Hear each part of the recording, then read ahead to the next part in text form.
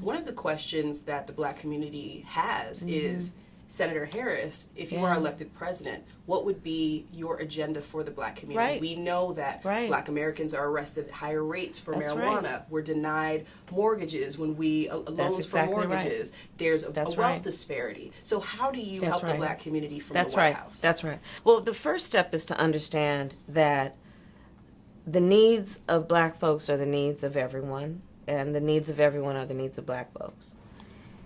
It is also equally important to understand that this is a country that had over 200 years of slavery, had Jim Crow, had legalized segregation and discrimination, and now de facto segregation and discrimination.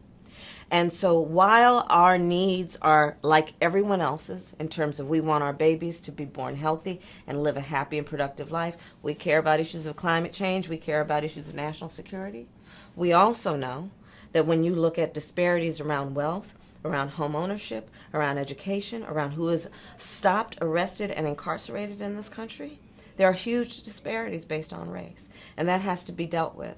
So part of my proposal, in terms of the agenda, specifically for Black folks, is about what we need to do, for example, around maternal mortality. I have actually sponsored a bill and intend, as President of the United States, to make sure it is passed, around recognizing that Black women are 3 to 4 times more likely to die in childbirth.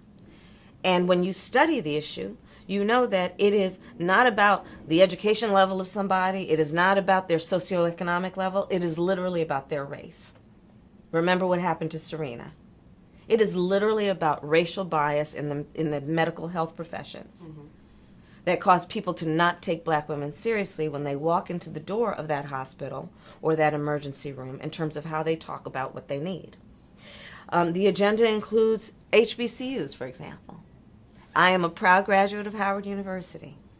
I know that our HBCUs have raised and helped raise generations of leaders in this country, and do it in a very special way that is about nurturing and about creating high standards and challenging young people to be their best, not giving them any excuse, but giving them all kinds of support. So we need to do more. Yeah, I'm right now working on, and actually got it out of the Senate, and the House passed it around giving more money to HBCUs around their historic landmarks. But there's more to be done around creating incentives for more young people to go into the STEM professions through HBCUs.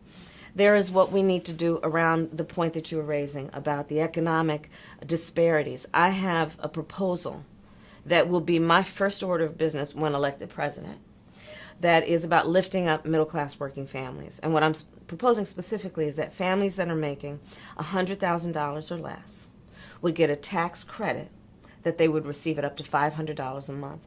This proposal, economists across the board have said, would be the most significant middle-class tax cut for American families and generations, and it would lift up 60% of Black families out of poverty. So it does touch Black families. Oh, even absolutely, though directly, we're talking about the middle class. Directly.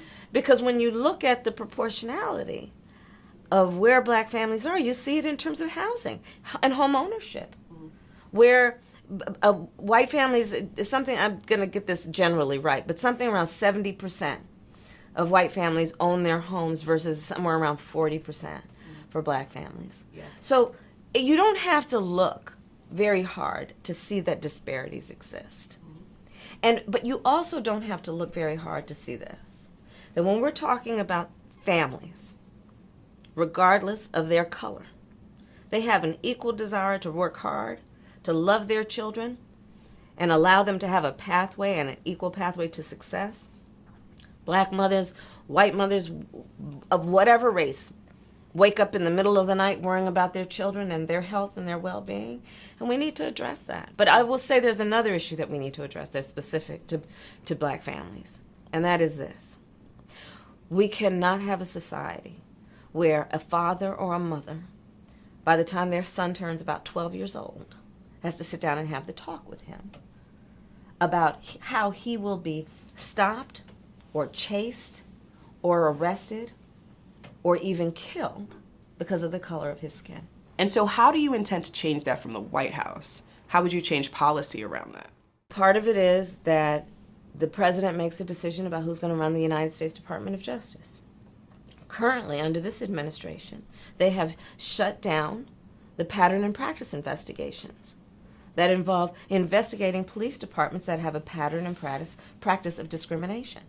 Those need to be reopened and revived with vigor, because no American should want that a police department that has a history and a pattern and practice of discrimination should be able to get away with that without consequence and accountability. Another issue is what happens through the Department of Justice around consent decrees, which are basically a requirement that police departments that have a history of that kind of behavior, they're under a court order for supervision. This Department of Justice has essentially shut those down. Right. First order of business would be to revive those. The forgotten part. My fellow citizens, It is strong. It's my duty to report. The true problems of our nation. If vigorously developed, this resource will be of great benefit. Where diverse nations are drawn together in common cause. I will be eternally grateful for your support.